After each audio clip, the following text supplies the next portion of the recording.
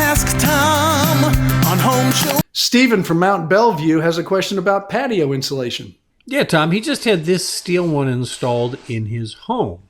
Okay. And Stephen writes, the braces are 6-inch C-channels, and I was thinking about putting some type of insulation on the underside of the cover and covering the underside of the cover with some kind of siding or planks to make it look nice and block some of the radiant heat. What are your thoughts on that?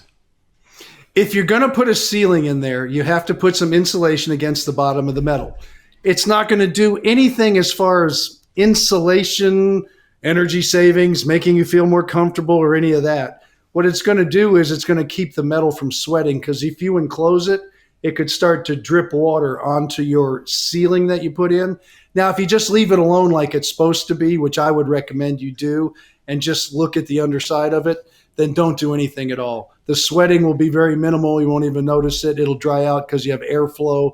And as far as insulation goes, it's going to be hot under metal when it's hot out and the sun's beating on. It's just the way it is. There's not a lot you can do about it. But if you're going to put a ceiling in there, do put insulation. Not a lot, but you can get some pretty decent stuff that'll go up against it from Mueller Steel Buildings. They have an insulation product that they put up against the metal to keep it from sweating. Just make sure it goes up against the metal tight and there's no airspace there. Now, Tom, we've talked with other people who've had this similar situation, and they've said that maybe what they could do is put a radiant barrier paint on there on the bottom. And I know you've talked about that, or maybe some combination of that and fans. Is that another possibility? You can do a radiant barrier, but if you do a radiant barrier, the metal is going to be exposed. So you'd end up painting the underside, which I don't think they're going to want to do, because I don't know how. It's not going to be very attractive. At least now it looks nice and neat and clean.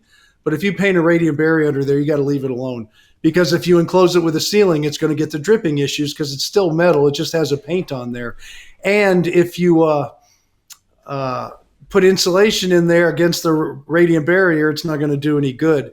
So my suggestion is, you know what it is. You bought it as it is. Leave it alone and just let it breathe. If you put a radiant barrier under there and you did some heat tests, would it be a little more comfortable during the super hot times with the sun out? Probably yes, but enough to make it worth looking at that very ugly paint that's under there? I don't think so. And I don't want to tell anybody to start doing that and then they paint it and they go, oh my goodness, what have I done? It looks horrible, because you're not going to get it off. It's there forever. So quite frankly, I just leave it nice and neat and clean and leave it alone. That would be my suggestion to almost everybody. When you buy one of those prefab metal products of any kind, they are meant to be exactly what they are, and to modify it into a real house structure and stuff, it just isn't worth trying. All right.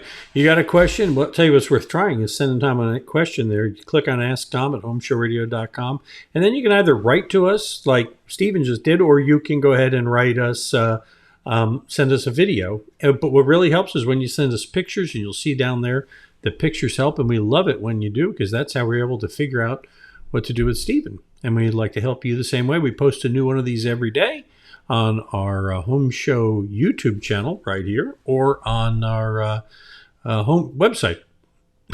Home Show. We've only been doing this for how many years? 20 something years? Okay. At HomeShowRadio.com. I'll figure it out soon enough.